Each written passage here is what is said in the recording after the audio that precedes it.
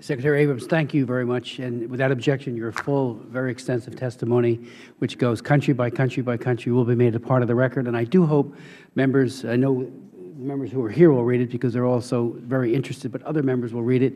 And I respectfully hope that the press will look at it as well, because it really gives insights as to what's truly happening on a country by country basis. And I would remind everyone that when your commission was established by Frank Wolf's bill, the whole idea was to provide an appraisal of the situation on the ground accurately, to be independent, to be comprehensive, because we know so often human rights are an irritant to many of those who do statecraft, and religious freedom even more so. And one of the things that Mr. Wolf put in his bill was to train Foreign Service officers to be much more knowledgeable about all things pertaining to religious freedom and religious organizations and individuals. You perhaps might want to touch on whether or not you think that's happening, but I'm glad you brought up the Ambassador at Large, and I do hope the President follows through on his prayer breakfast promise. We've had an administration where 2.5 years there was an Ambassador at Large, but for the rest of the administration's time, tenure in office, there has been no Ambassador at Large, and that is the point person. And so that's a missed opportunity that is huge, and I hope that is filled soon.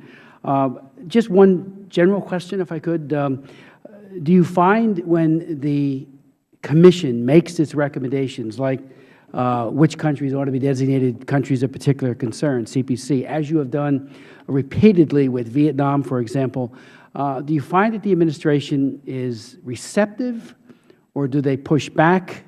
We push too. We've been trying to get the administration, and in every time a high official appears, whether it be on Vietnam or other, I and others do raise the issue: what is the delay in promulgating those designations? And then, just as important, ensuring that step 2, the other shoe, that real sanctions, and there are 18 of them prescribed in the Act, are followed up on. And some of those sanctions are very significant and would definitely get the attention of an offending country. Thank you for the question. The system is not working. It's not working properly. It's not working the way it was established in the Act.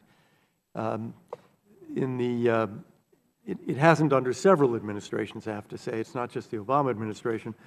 The Obama administration made CPC designations only once in the first 4 years, and the Act requires them every year.